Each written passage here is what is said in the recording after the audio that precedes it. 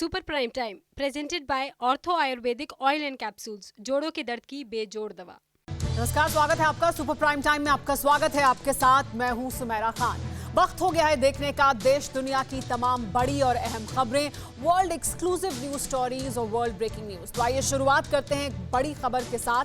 पाकिस्तान को टीटीपी यानी तहरीके तालिबान पाकिस्तान ने खुली धमकी दी है। पाकिस्तान में हमारे खूनी हमले शुरू, ये कहा है टीटीपी ने। जल्द पाकिस्तान के इलाकों पर करेंगे कब्जा, ये धमकी दी है। पाकिस्तान में अभी हमलों की शुरुआत है, तहरीके तालिबान पाकिस्तान ने कहा। खैबर पख्तूनख्वा में टीटीपी के हमले में 9 पाकिस्तानी जवानों की मौत हुई थी, जिसके बाद ये बयान दिया गया है, ये बड़ी धमकी दी गई है तहरीके तालिबान पाकिस्तान की तरफ से पाकिस्तान को। इसके साथ ही एक और बड़ी खबर आ रही है पाकिस्तान के वजीरिस्तान से। इस वक्त की जो बड़ी खबर आ रही है वो ये कि उत्तरी वजीरिस्तान में पाकिस्तानी आर्मी बेस पर हमला हुआ है। तहरीके तालिबान पाकिस्तान पर इस हमले का शक है। हमले में पाकिस्तानी सेना के कैप्टन के घायल होने की जानकारी भी मिल रही है। वजीरिस्तान में बिजली और इंटरनेट सेवा को बंद कर दिया गया है। तो इस हद तक इस वक्त पाकिस्तान सरकार घबराई हुई है कि बिजली और इंटरनेट भी बंद कर दिया गया है। तहरीके तालिबान पाकिस्तान की तरफ से जो आशंका जाहिर की जा रही है कि उनकी तरफ से यह हमला किया गया।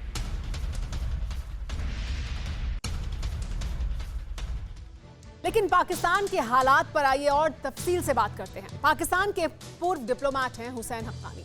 एक टीवी इंटरव्यू में हक्कानी ने इमरान खान, जनरल बाजवा और आईएसआई तीनों को यह वार्निंग दी है कि तालिबान का साथ देना पाकिस्तान को बहुत महंगा पड़ने वाला है। इमरान और बाजवा इस चेतावनी को समझ पाते उससे पहले एक बहुत बड़ी घटना हो गई। न्यूजीलैंड की टीम ने टॉस से थोड़ी देर पहले वनडे क्रिकेट खेलने से इनकार कर दिया। टेररिस्तान में न्यूजीलैंड के खिलाड़ियों पर आतंकी हमला होने की आशंका थी, लेकिन MI6 के इनपुट की वजह से यह टेरर प्लॉट फेल हो गया। लेकिन इस बीच टीटीपी यानी तहरीके तालिबान पाकिस्तान धमकी दे रहा है कि पाकिस्तान में उसका खूनी खेल शुरू हो चुका है। इस धमकी के बाद अब 13 और 14 अक्टूबर को पाकिस्तान में होने वाली 2 T20 मैचों की सीरीज भी इंग्लैंड टालने की सोच रहा है। ये रिपोर्ट देखिए और समझिए कि कैसे एक इनपुट ने 16 कीवी खिलाड़ियों की जान बचा ली और कैसे आतंक को पालना पाकिस्तान के लिए ही भारी पड़ गया। 17 सितंबर 2021 रावलपिंडी, पाकिस्तान। पाकिस्तानी समय के मुताबिक दोपहर 2 बजे। 7 दिसंबर 2003 के बाद पहली बार न्यूजीलैंड की टीम पाकिस्तान पहुंची थी। 3 वनडे मैचों की सीरीज का पहला मैच शुरू होने वाला था। सबकी नजरें टॉस पर थी, लेकिन टॉस का वक्त गुजर गया। ना तो मैदान पर पाकिस्तानी कप्तान बाबर आजम आए, ना ही न्यूजीलैंड के कैप्टन टॉम लेथम। घुटना, कंधा या कमर, चाहे जैसा हो दर्द, डॉक्टर ऑर्थो आपको देता है दर्द से पूरी आजादी, एक भरपूर जिंदगी। ये कोई टेम्परेरी पेन किलर नहीं, आयुर्वेदिक औषधि है।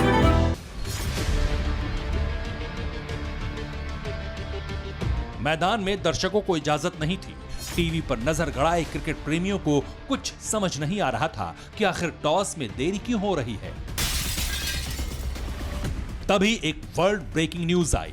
रावलपिंडी के होटल में मौजूद दोनों टीमों के खिलाड़ियों से कहा गया कि कोई भी होटल रूम से बाहर नहीं निकलेगा और खुद को होटल में बंद कर लें। किसी अनहोनी के डर से न्यूजीलैंड के खिलाड़ियों का दिल बैठा जा रहा था। न्यूजीलैंड की सरकार ने टीम मैनेजमेंट से इमरजेंसी बात की और फिर उसके बाद जो सच निकलकर सामने आया उसने सबको शॉक कर दिया। रावलपिंडी क्रिकेट स्टेडियम पर आतंकी हमला करने वाले थे। जी हां, बिल्कुल ठीक सुना आपने। जिस रावलपिंडी में पाकिस्तानी सेना का मुख्यालय है, जहां बाजवा है, उसी रावलपिंडी में 2 मुल्कों के 28 क्रिकेटर आतंकवादियों के टारगेट पर थे। साजिश दुनिया को दहलाने की थी, लेकिन ऐन वक्त पर टेरर ब्रिगेड का यह प्लान लीक हो गया। सुरक्षा एजेंसियों को साजिश की भनक लग गई और एक बड़ी अनहोनी टल गई।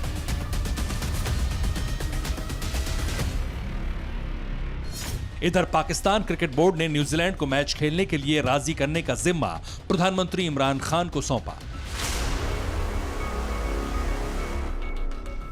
पाकिस्तान के समय के मुताबिक 2:30 बजे टॉस हो जाना चाहिए था, लेकिन डिले हुआ। सिक्योरिटी थ्रेट की खबर जैसे ही पीएम इमरान खान तक पहुंची, उन्होंने न्यूजीलैंड की पीएम जेसिका आर्डन को फोन लगाया भरोसा दिलाने की कोशिश की कि पाकिस्तान के पास सबसे बेहतरीन खुफिया एजेंसी और सिक्योरिटी फोर्स है, लेकिन उन्होंने पाकिस्तान के प्रधानमंत्री इमरान खान की एक ना सुनी और मैच रोक दिया गया, रद्द कर दिया गया। पाकिस्तान के समय के मुताबिक मैच दोपहर 2:30 बजे शुरू होना था, लेकिन 3 बजे ही ये खबर आ गई कि सिर्फ रावलपिंडी वनडे ही नहीं बल्कि न्यूजीलैंड ने अपना पूरा पाकिस्तान दौरा ही रद्द कर दिया है। 17 सितंबर से 3 अक्टूबर तक न्यूजीलैंड को पाकिस्तान में 3 वनडे और 5 T20 खेलने थे। ये सभी मैच अब नहीं होंगे। रावलपिंडी वनडे रद्द होने से पहले पाकिस्तान क्रिकेट बोर्ड कोरोना को वजह बताकर अपनी फजीहत से बचना चाह रहा था। अफवाह उड़ाई गई कि न्यूजीलैंड के 3 खिलाड़ियों को कोरोना है, लेकिन न्यूजीलैंड क्रिकेट बोर्ड की प्रेस रिलीज ने दूध का दूध और पानी का पानी कर दिया। NCZ यानी न्यूजीलैंड क्रिकेट ने कहा कि हमारी टीम को रावलपिंडी में 3 वनडे खेलकर 5 T20 मैच खेलने लाहौर जाना था, लेकिन न्यूजीलैंड सरकार को पाकिस्तान में सुरक्षा को लेकर गंभीर खतरे का अलर्ट मिला और उन्होंने न्यूजीलैंड क्रिकेट सिक्योरिटी एडवाइजर से बात की। फैसला हुआ कि न्यूजीलैंड का पाकिस्तान दौरा रद्द किया जाए। अब हम वतन वापसी की तैयारियों में लगे हैं। न्यूजीलैंड ने पाकिस्तान की सिक्योरिटी फोर्सेज और क्रिकेट बोर्ड के मुंह पर करारा तमाचा तो मारा। बचाव में पीसीबी ने बैक टू बैक 4 ट्वीट किए। न्यूजीलैंड के दौरा रद्द करने को लेकर लास्ट मिनट विड्रॉल कहा, जबकि हकीकत ये थी कि टेररिस्तान में मैच खेलने की कीमत न्यूजीलैंड को बहुत भारी पड़ने वाली थी।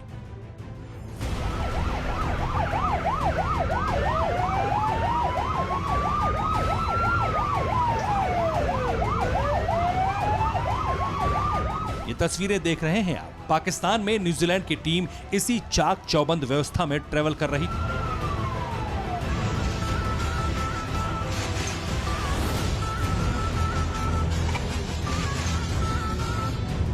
पिंडी के स्टेडियम में न्यूजीलैंड की टीम ने प्रैक्टिस भी की, लेकिन उन्हें पता नहीं था कि पाकिस्तान टूर प्रैक्टिस के साथ ही खत्म होने वाला है।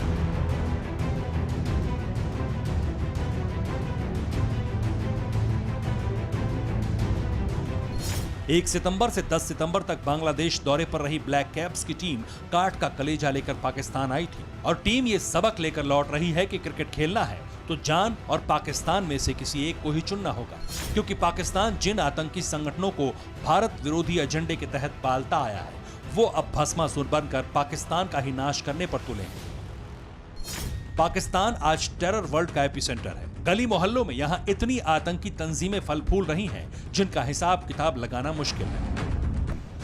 न्यूजीलैंड की टीम को किस आतंकी संगठन से खतरा था ये तो अभी साफ नहीं है, लेकिन सूत्रों के मुताबिक तहरीके तालिबान पाकिस्तान यानी TTP पहले ही विदेशी क्रिकेटर्स पर हमले की धमकी दे चुका है। इसलिए कयास लगाए जा रहे हैं कि रावलपिंडी वनडे का विलेन TTP हो सकता है।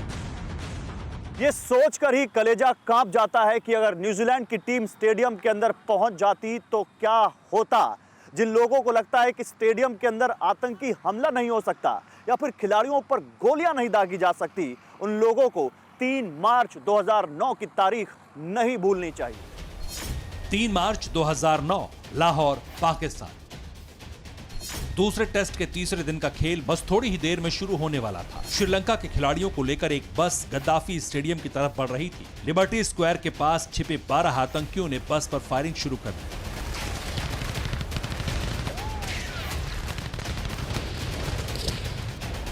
बस के टायर को निशाना बनाया गया और बाद में रॉकेट भी फायर किया गया, लेकिन निशाना चूक गया। बस के पीछे एक मिनी वैन चल रही थी, उसमें मैच रेफरी और अंपायर थे। आतंकियों के हमले में वैन का ड्राइवर मारा गया। किसी तरह मैदान के बीच से पाकिस्तानी एयरफोर्स ने MI-17 हेलीकॉप्टर से श्रीलंकाई क्रिकेटर्स का रेस्क्यू किया था।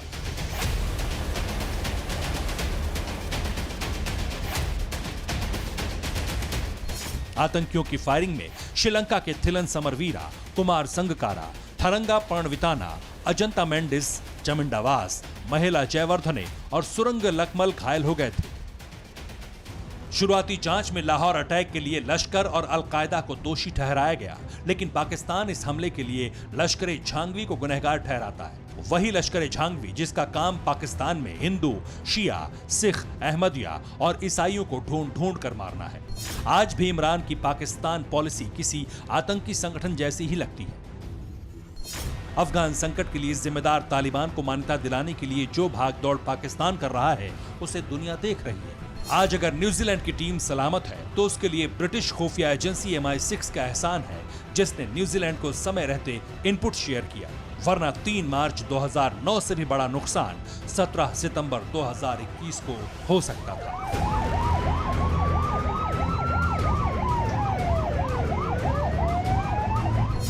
Bureau report, TV9 Bharatvarsh. आतंकवाद पूरी दुनिया के लिए चुनौती है। भारत इससे दशकों से जूझ रहा है। यही वजह है कि प्रधानमंत्री नरेंद्र मोदी बार बार आतंक के खात्मे की बात करते रहे हैं। आज जब शंघाई सहयोग संगठन की बैठक हो रही थी तो उसमें भी प्रधानमंत्री नरेंद्र मोदी ने आतंकवाद का जिक्र किया और फिर उसके खिलाफ जंग का ऐलान कर दिया। लेकिन उसी बैठक में जब इमरान खान बोलने के लिए खड़े हुए तो उनकी जुबान वही थी जिसकी उम्मीद पूरी दुनिया को थी। आतंक के सबसे बड़े समर्थक इमरान खान, आतंकियों के सबसे बड़े दुश्मन नरेंद्र मोदी। सबसे बड़ी चुनौतियां शांति, सुरक्षा और ट्रस्ट डेफिसिट से संबंधित है। 2 मुल्क, 2 प्रधान, 2 सोच। एक वैश्विक शांति को लेकर फिक्रमंद, लेकिन दूसरा कट्टरवाद को आकार देने वाली विध्वंसक नीति का घनघोर समर्थक। तालिबान के बहाने हिंसक और अहिंसक नीति पर लकीर खींच चुकी है। दुनिया 2 हिस्सों में बंट चुकी है। ऐसे में सवाल उठता है, क्या आतंक के विरुद्ध आखिरी युद्ध का मुहूर्त तय हो चुका है? क्या आतंक की पैरोकारी पाकिस्तान को बर्बाद करने वाली है? क्या कट्टरवाद के खिलाफ लड़ाई की अगुवाई PM मोदी करेंगे? ये सवाल, ये बारूदी डर, विध्वंसक आशंका और आतंक के अंत की उम्मीद यूं ही नहीं। आतंक के जड़ से खत्म होने का यकीन फिर से विध्वंस की आहट इसलिए सुना रहा है क्योंकि हिंदुस्तान के प्रधान ने इसकी पहल कर दी। दहशतगर्दी का समूल नाश करने का संकल्प ले चुके नरेंद्र मोदी ने वैश्विक मंच पर फिर से अपनी प्रतिज्ञा दोहराई, फिर से आतंकिस्तान को आगाह किया, फिर से दुनिया को अपने प्रण के बारे में बता दिया। हमें मिलकर सुनिश्चित करना चाहिए कि अफगानिस्तान की धरती का उपयोग किसी भी देश में आतंकवाद फैलाने के लिए न हो। इस विषय पर सख्त और साझा नॉर्म्स विकसित करने चाहिए।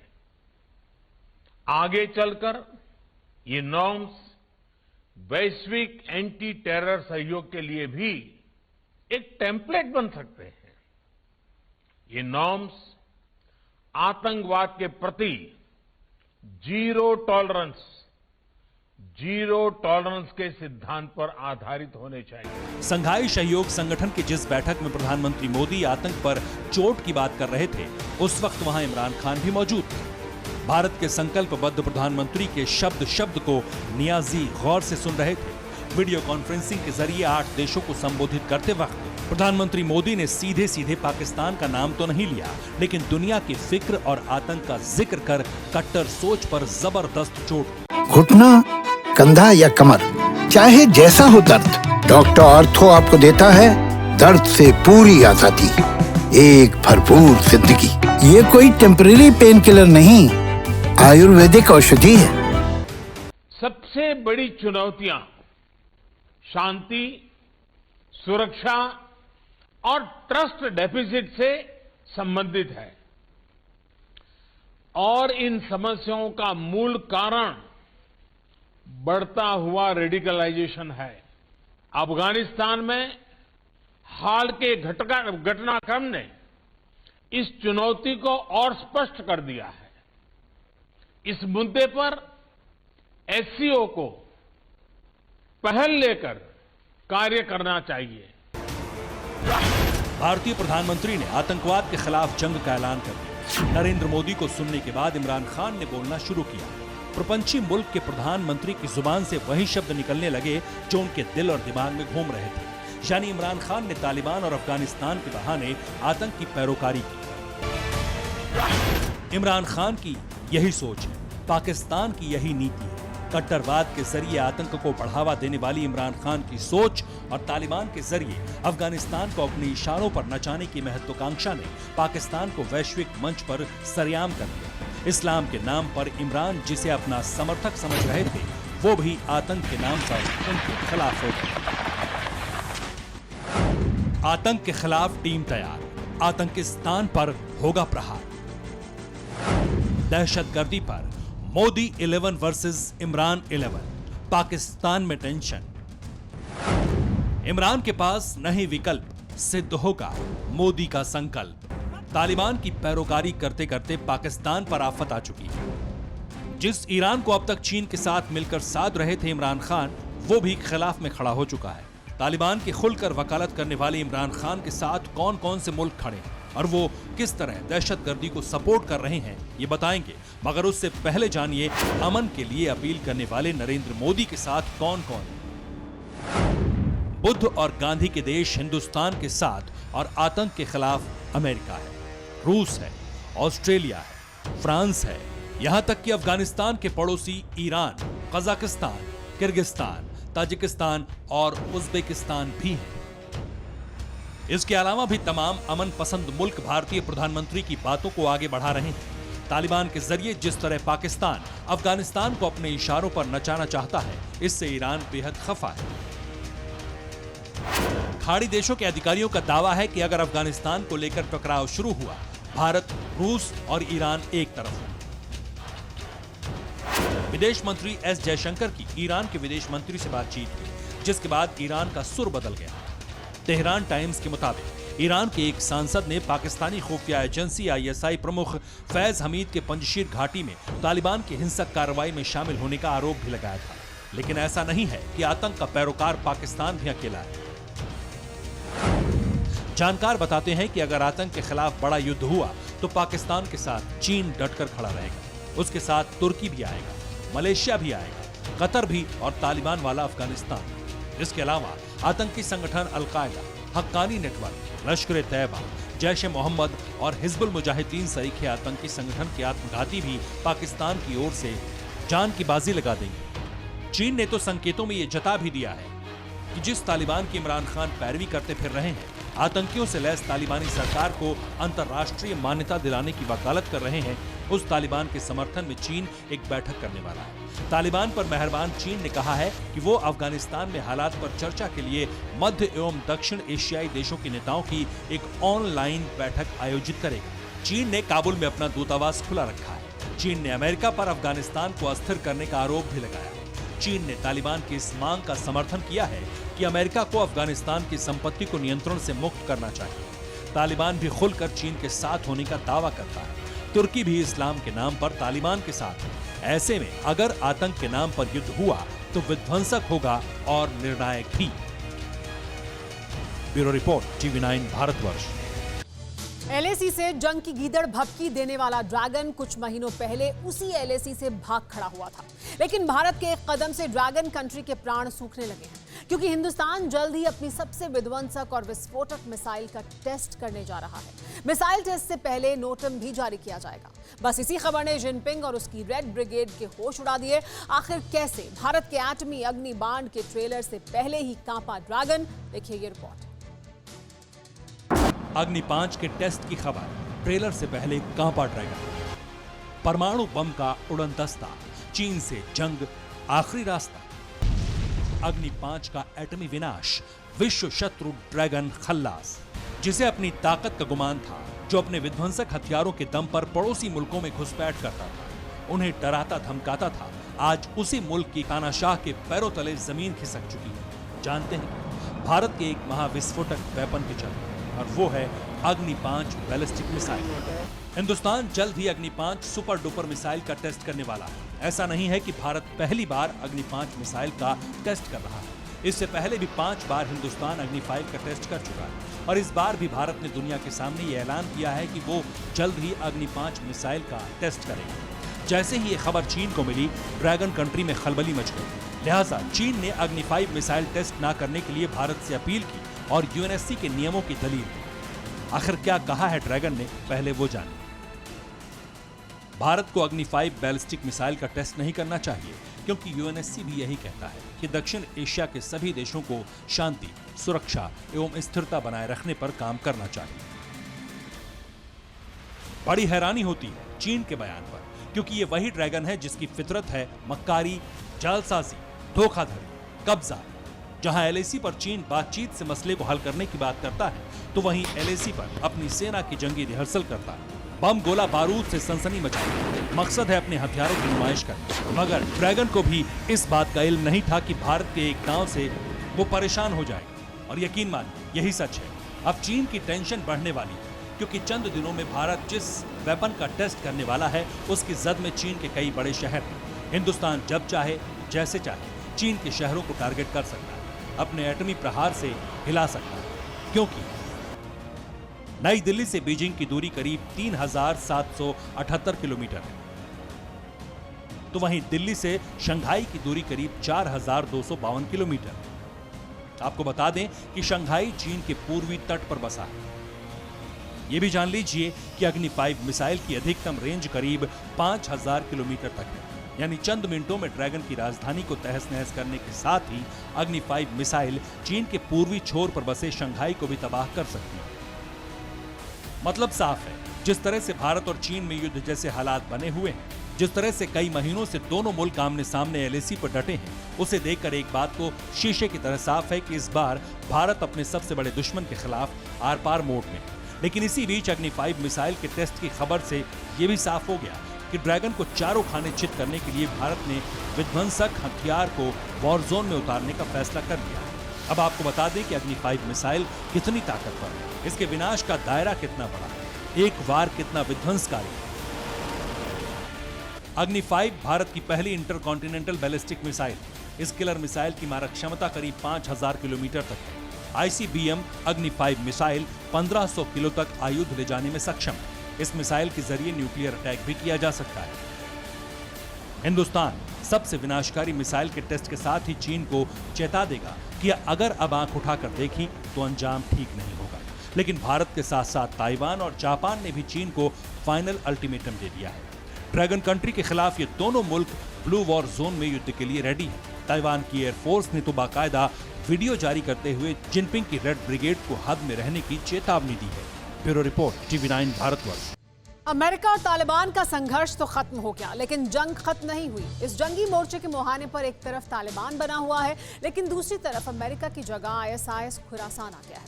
हैरान करने वाली बात यह है कि दोनों गुटों का जन्म मजहबी मदरसों की भट्टी से हुआ है, लेकिन अपने अपने हिसाब से सच्चे इस्लाम की व्याख्या करके दोनों एक दूसरे के जानी दुश्मन बन गए। देखिए सुलगते अफगान का स्याह सच। जिनके जिक्र भर से दहशत का एहसास होता है, वो खुद खौफ से थर्रा गए। बारूदी डर से जिन्होंने आम लोगों को दहलाया, वो खुद धमाकों की गूंज से दुबक गए। ये मौजूदा अफगानिस्तान है, जहां तख्त पर तालिबान है और अवाम के दिलों पर तालिबानी दहशत का राज है। अफगानिस्तान का इतिहास बताता है कि अफगानियों को खतरा बाहरी मुल्कों से ज्यादा अंदरूनी संघर्ष से ही रहा है। हालांकि जब जब अफगानिस्तान पर बाहरी ताकत हावी हुई, तब तब अफगानी लड़ाकों ने संघर्ष किया।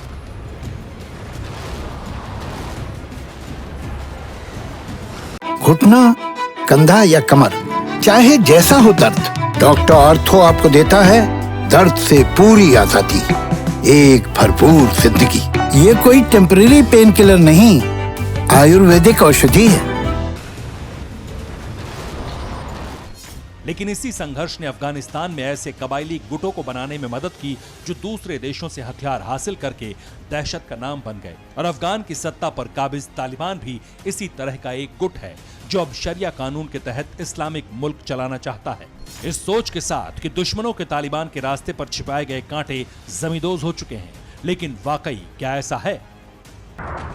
अफगानिस्तान में दुश्मनी का नया अंदरूनी मोर्चा ठीक उसी वक्त खुल गया था जब तालिबान अपनी पकड़ मजबूत बनाने में जुटा था। हालांकि उस वक्त तालिबान अमेरिका के रूप में खड़ी दीवार के पीछे था, लेकिन अब जब दीवार ढह चुकी है तो दो मोर्चे साफ नजर आने लगे हैं। मोर्चे के एक तरफ तालिबान है और दूसरी तरफ ISIS। टूटा आतंक का गठबंधन, अब आमने सामने जानी दुश्मन। US गया, संकट नहीं टला, ISIS बन गया नई बला। पठान लैंड पर हमले जारी, तालिबान पर खौफ पड़ा भारी। अफगानिस्तान में नया संघर्ष, कौन है आतंक का आदर्श? काबुल के पावर प्लांट पर रॉकेट से हुए हमले पर अफगान मीडिया का दावा आपने सुना होगा। जारी हुई वीडियो फुटेज भी आपने देखी होगी। पहली नजर में यह आतंकी वारदात है, लेकिन इस वारदात का विस्तार बहुत हाहाकारी है, क्योंकि जिस तालिबान ने 2 दशक के संघर्ष के बाद बारूद और बंदूक के सहारे अफगानिस्तान पर अपनी पकड़ मजबूत की, उसी तालिबान को आतंकवादी संगठन ISIS खुरासान से कड़ी चुनौती मिलने का दावा किया जा रहा है। हालांकि पावर स्टेशन पर अटैक में ISIS का हाथ है या नहीं, इसे लेकर दावा नहीं हुआ है, लेकिन खबरों की माने तो ISIS ने अफगानिस्तान में हमले की तैयारी भी तेज कर दी है।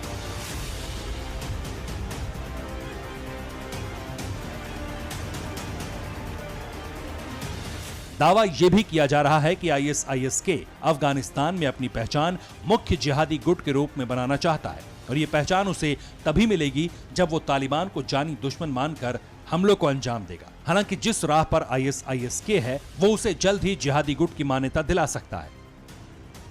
सूत्रों के मुताबिक ISIS खुद को तालिबान से अलग बताना चाहता है, सरकार चलाने की तालिबान की क्षमता को चुनौती दे रहा है।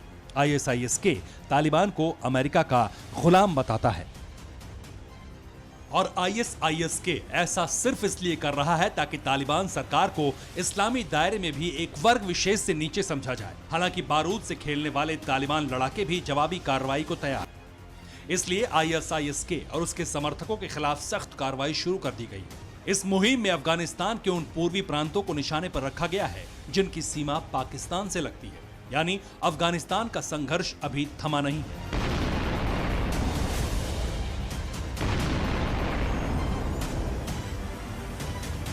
ये तस्वीरें तालिबान और ISIS के बीच दुश्मनी की दरार और संघर्ष को दिखाती हैं। हालांकि दावा किया जा रहा है कि पावर प्लांट को रॉकेट हमलों से कोई नुकसान नहीं हुआ, लेकिन टारगेट पर पावर प्लांट ही था, ठीक पिछले महीने काबुल एयरपोर्ट पर हुए हमले की तरह। लेकिन तब अमेरिका मौजूद था और उसने बदले की कार्रवाई भी की थी, लेकिन तालिबान इंटेलिजेंस के अभाव में लाचार है।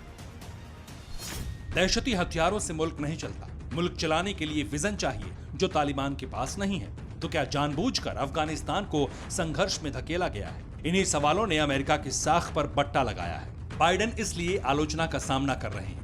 देखिए आलोचना किस हद तक हो रही है। पेंसिल्वेनिया में लगे इस बिलबोर्ड की ही तरह पोस्टर्स अमेरिका में जगह जगह लगाए गए हैं, जिसमें बाइडेन को तालिबानी आतंकी के रूप में दिखाया गया है और नीचे स्लोगन लिखा है, making the Taliban great again. इस वक्त पेंसिल्वेनिया के जिस बिलबोर्ड विज्ञापन को आप देख रहे हैं, उसे पूर्व सीनेटर स्कॉट वैगनर ने लगवाया है, और इस पर लिखा स्लोगन पूर्व राष्ट्रपति डोनाल्ड ट्रंप के चुनावी अभियान में फेमस हुए slogan make America great again की तर्ज पर रखा गया है, जो दिखाता है कि अफगान के मोर्चे पर अमेरिका ने सिर्फ बाइडेन की नीति की वजह से बेइज्जती झेली है, और ISIS का हमला हो या फिर तालिबानी टॉर्चर, हर मोर्चे पर अमेरिका को शर्मिंदगी का सामना करना पड़ रहा है। Bureau report, TV9 Bharatvarsh. आज प्रधानमंत्री नरेंद्र मोदी का जन्मदिन है। मोदी आज 71 साल के हो गए हैं। इस मौके पर देशवासियों ने उन्हें बड़ा तोहफा दिया। कोरोना के खिलाफ जंग लड़ रहे हिंदुस्तानियों ने सबसे ज्यादा टीके लगवाकर एक रिकॉर्ड बना दिया है। एक दिन में आज 2 करोड़ से ज्यादा लोगों ने वैक्सीन लगवाई है। ये सिर्फ आंकड़ा नहीं है, ये हिंदुस्तान के प्रधान का सम्मान है। ये नरेंद्र मोदी का उनके जन्मदिन पर हिंदुस्तानियों का प्रणाम है। ये मान है उस प्रधानमंत्री का जो 130 करोड़ हिंदुस्तानियों को कोरोना कवच धारण करने के लिए बार बार लगातार प्रोत्साहित करते रहे। मैं भी आप सबसे, समाज के प्रबुद्ध लोगों से, युवाओं से अनुरोध करता हूं कि आप भी वैक्सीन को लेकर जागरूकता बढ़ाने में सहयोग करें। कोविन डैशबोर्ड पर जैसे ही ये मीटर ऊपर चढ़ा, कोरोना के विरुद्ध युद्ध में नया मानक स्थापित हो गया। सूरज ढलते ढलते हिंदुस्तानियों का संकल्प नई ऊंचाइयों पर पहुंच गया। 2 करोड़ से ज्यादा लोगों ने एक ही दिन में वैक्सीन लगवाकर एक नया रिकॉर्ड बना दिया। वैक्सीनेशन प्रोग्राम की रफ्तार का अंदाजा इस बात से लगाया जा सकता है कि हर सेकेंड 527 से ज्यादा डोज लगाई गई। हर घंटे टीके की डोज की ये रफ्तार 19 लाख के करीब रही। दरअसल प्रधानमंत्री नरेंद्र मोदी के जन्मदिन को यादगार बनाने के लिए देशवासियों ने बड़ी प्रतिज्ञा की थी। अपने अटल इरादों से वुहान वायरस को हराने के लिए वो तमाम देशवासी कतारों में खड़े थे जिन्होंने अब तक कोरोना टीका नहीं लगवाया था। देश के कोने कोने में सुबह से ही कोरोना टीका लगवाने वालों की लाइन लग गई थी। फिर जो हुआ वो विश्व रिकॉर्ड बन गया। वैक्सीनेशन सेंटर बंद होने तक चीन का रिकॉर्ड ध्वस्त हो चुका था। दुनिया में एक दिन में सबसे ज्यादा टीके की डोज हिंदुस्तान में लगी। 28 जुलाई 2021 को चीन में लगाए गए 2 करोड़ 24 लाख टीके का रिकॉर्ड टूट गया। भारत में एक दिन में न्यूजीलैंड की आबादी से 4 गुना ज्यादा लोगों को कोरोना का टीका लगा है। एक दिन के रिकॉर्ड वैक्सीनेशन के साथ सबसे कम समय में 1 करोड़ डोज लगाने का रिकॉर्ड भी बना है। स्वास्थ्य मंत्रालय के मुताबिक 6 घंटे से भी कम समय में 1 करोड़ वैक्सीन की डोज लगा दी गई थी। वहीं 8 घंटे से कम समय में 1.5 करोड़ वैक्सीन डोज लग गई थी, यानी अगली 50 लाख डोज सिर्फ 2 घंटे में ही लगा दी गई। Thank you all health workers, well done India. Sir और कोई मैसेज देना चाहेंगे? यही मैसेज। 17 सितंबर को प्रधानमंत्री 71 बरस के हो गए। केंद्र सरकार और बीजेपी के नेताओं ने प्रधानमंत्री नरेंद्र मोदी के जन्मदिन को यादगार बनाने के मकसद से देश भर में वैक्सीनेशन अभियान की घोषणा की। लोगों का साथ मिला और नया रिकॉर्ड बन गया। भारत में 78 करोड़ से ज्यादा वैक्सीन लग चुकी है। 70 से 75 करोड़ वैक्सीन लगाने में सिर्फ 6 दिनों का वक्त लगा है। पहले 10 करोड़ वैक्सीन लगाने में 85 दिन लग गए थे, जबकि आखिरी के 10 करोड़ टीके सिर्फ 13 दिन में पूरे हो गए। इससे पहले 27 अगस्त, 31 अगस्त और 6 सितंबर को देश में 1 करोड़ से ज्यादा वैक्सीन की डोज लगाई गई थी। Bureau report, TV9 Bharatvarsh. और इस वक्त की बड़ी खबर आपको बता दें, और अच्छी खबर, टीकाकरण में चीन के रिकॉर्ड को तोड़ने के बेहद करीब है भारत इस समय। आज देश में अब तक 2 करोड़ 23 लाख से ज्यादा वैक्सीनेशन हो चुका है और भारत बहुत करीब है चीन के रिकॉर्ड को तोड़ने में। आज के लिए लक्ष्य रखा गया था कि 2.5 लाख तक पहुंचे वैक्सीनेशन की ड्राइव, और ऐसी उम्मीद की जा रही है कि यहां तक पहुंच सकते हैं। ऐसी संभावना है कि ये जो आज का टीकाकरण का ड्राइव है ये इस हद तक पहुंचेगा। अभी 2 करोड़ 23 लाख के ऊपर पहुंच चुका है ये आंकड़ा।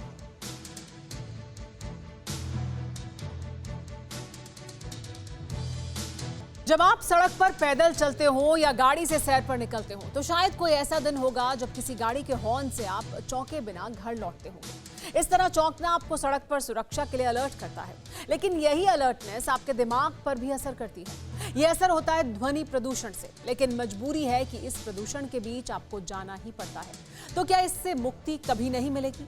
जरूर मिलेगी। इस रिपोर्ट को देखिए। ध्वनि प्रदूषण से सुरक्षित आपका भविष्य आपको दिखेगा।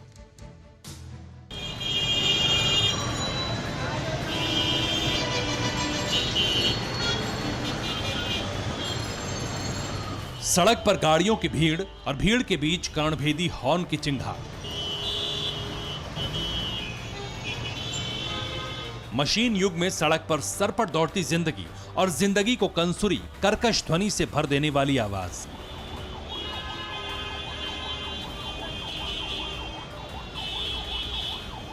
घर के बाहर जिंदगी का आधा सुकून गाड़ियों के हॉर्न की यही ध्वनि छीन लेती है। लेकिन क्या परिवहन नियमों में बंधी ध्वनि प्रदूषण के लिए सबसे ज्यादा जिम्मेदार इस कर्कश ध्वनि से कभी मुक्ति मिलेगी? ये सवाल इसलिए उठा क्योंकि गाड़ियों के हॉर्न से होने वाला ध्वनि प्रदूषण हर किसी को परेशान करता है। इसलिए चौंकाने वाली कर्कश ध्वनि पर नकेल कसने के लिए देश में कई जगह नो हॉर्न जोन बनाए जाते हैं। इनमें ज्यादातर कलेक्ट्रेट, न्यायालय, नेशनल पार्क और हॉस्पिटल शामिल है। हॉस्पिटल और स्कूल शामिल है। लेकिन क्या सिर्फ इन्हीं जगहों पर गाड़ियों के हॉर्न पर रोक लगाकर या जुर्माना लगाकर ध्वनि प्रदूषण से मुक्ति मिलेगी? नहीं, इसके लिए कर्कश आवाज वाले हॉर्न से जुड़े नियम में बदलाव लाना होगा। और खुशी की बात यह है कि इस दिशा में काम शुरू हो चुका है। मी आता ते बंद केले सगळे सायरन, मीच बंद केले माझ्या विभागातून। मंत्र्याचे आणि यांचे त्याचे फार सिलेक्टेड ठेवले ॲम्ब्युलन्सचे।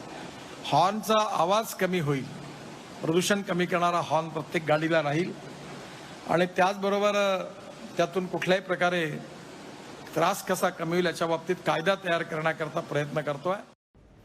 केंद्रीय मंत्री नितिन गडकरी के दिए इस भरोसे का कारवां अब आगे बढ़ चुका है, जिसकी जानकारी उन्होंने खुद राजस्थान के दौसा में दी। मौका था दिल्ली मुंबई के बीच बन रहे ग्रीनफील्ड एक्सप्रेस वे के निरीक्षण का।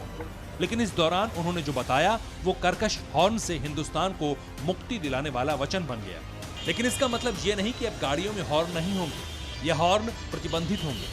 इसका मतलब यह है कि अब ध्वनि प्रदूषण करने वाले हॉर्न गाड़ियों में नहीं होंगे, बल्कि इनकी जगह हॉर्न बजते ही मधुर संगीत सुनाई देगी। नितिन गडकरी के मुताबिक इस दिशा में उनके मंत्रालय ने काम करना शुरू किया है। तो कैसे होंगे भविष्य में गाड़ियों के हॉर्न, इसके बारे में जानिए। गाड़ियों के हॉर्न की जगह तबले की आवाज होगी।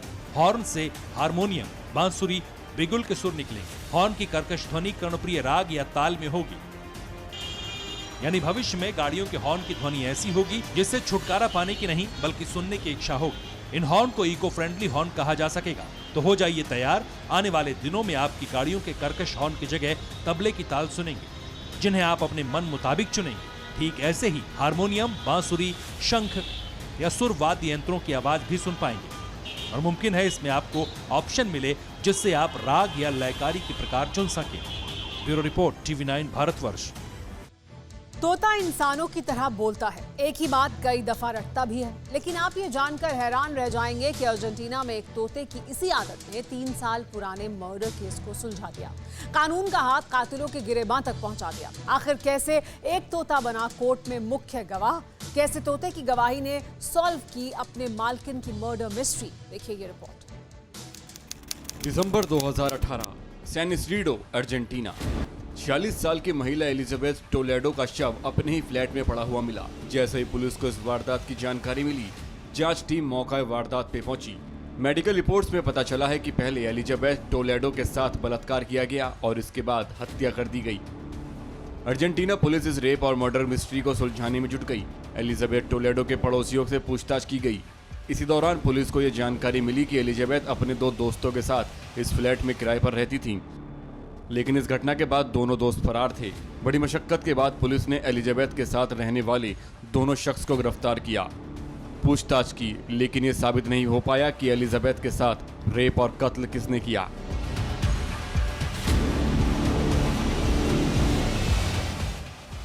मगर इसी दौरान पुलिस को फ्लैट में एक तोता मिला जिसे एलिजाबेथ टोलेडो ने पाल रखा था। तोता बार बार एक ही बात का रट्टा लगा रहा था।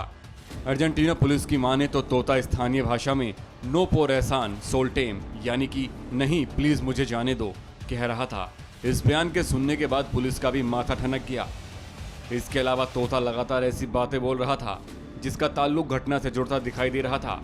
तोते के बार बार ऐसा बोलने के बाद पुलिस को यह लगने लगा कि जिस वक्त ये घटना हुई उस दौरान तोता वहीं मौजूद था। बस फिर क्या, पुलिस ने तोते को मुख्य गवाह के तौर पर कोर्ट में पेश किया। पुलिस का मानना था कि एलिजाबेथ टोलेडो ने मरने से पहले आरोपियों से यही कहा होगा जिसे तोते ने याद कर लिया और बाद में उसे दोहराने लगा। इसी सुराग के बाद पुलिस ने 53 वर्षीय मिगुएल रोलन और 65 वर्षीय जॉर्ज अल्वारेस के खिलाफ केस दर्ज किया।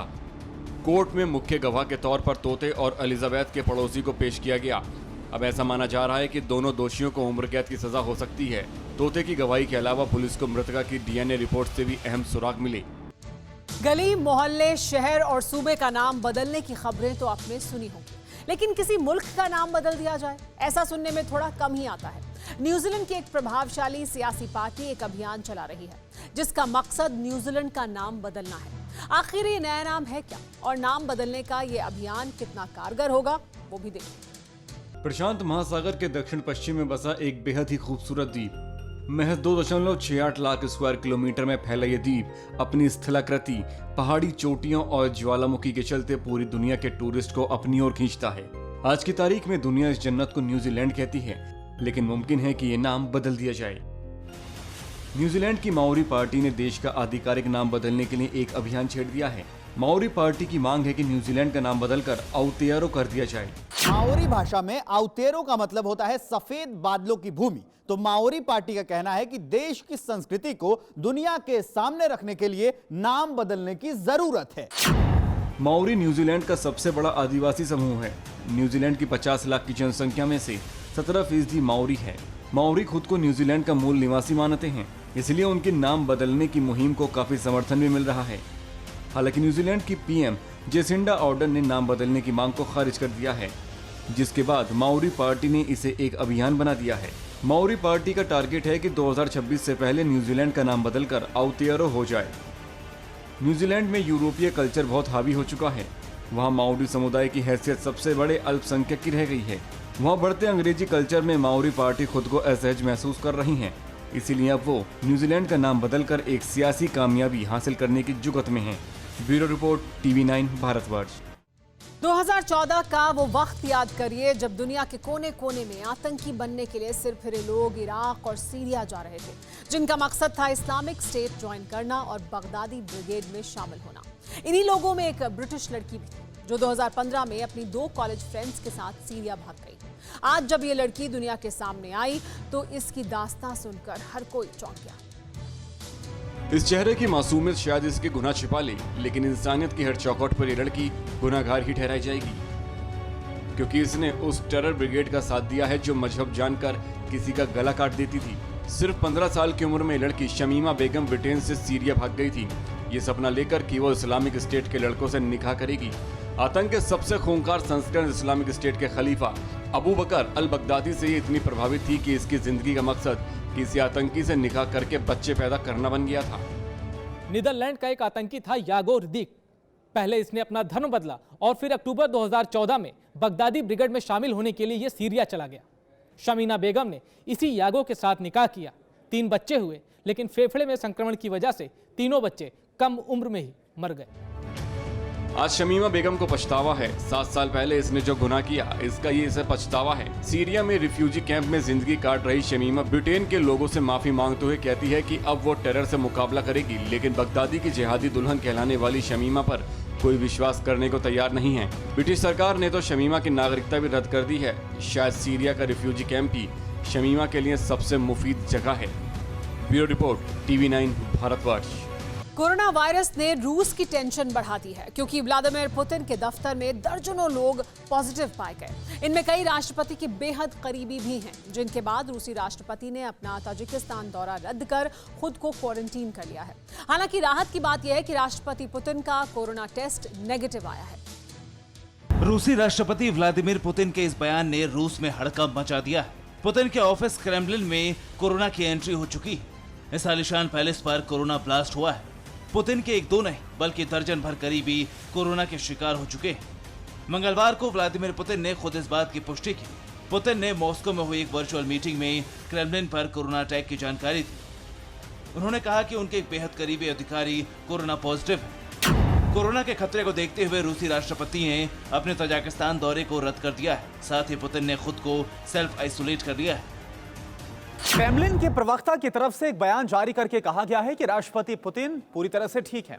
एक करीबी के कोरोना संक्रमित पाए जाने के बाद राष्ट्रपति पुतिन ने अपना कोविड-19 टेस्ट कराया था, लेकिन रिपोर्ट में कोरोना संक्रमण की पुष्टि नहीं हुई है। पुतिन के करीबियों के पॉजिटिव आने के बाद पुतिन पर भी सवाल उठने लगे हैं, और पुतिन पर सवाल उठने की वजह है वो मुलाकातें जो उन्होंने सोमवार के दिन की थी।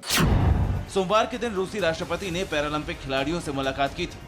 साथ ही बेलारूस के साथ ज्वाइंट मिलिट्री ऑपरेशन में शिरकत की और अधिकारियों से मुलाकात की। इतना ही नहीं, वो सीरिया के राष्ट्रपति बशर अल असद से भी मिले थे। रूसी मीडिया के मुताबिक पैरालंपिक खिलाड़ियों से मुलाकात के दौरान पुतिन ने कहा था कि जल्द ही उन्हें आइसोलेशन में जाना पड़ सकता है, यानी पुतिन को इस बारे में जानकारी थी। ऐसे में अब सवाल उठ रहे हैं कि जब राष्ट्रपति को पता था कि उनके करीबी घेरे में कोविड-19 के मामले आ चुके हैं, तो उन्होंने सोमवार को कई कार्यक्रमों में शिरकत क्यों की? Bureau report, TV9 Bharatvarsh. परवाह देश की, सोमवार से शुक्रवार रात 10 बजे TV9 भारतवर्ष पर।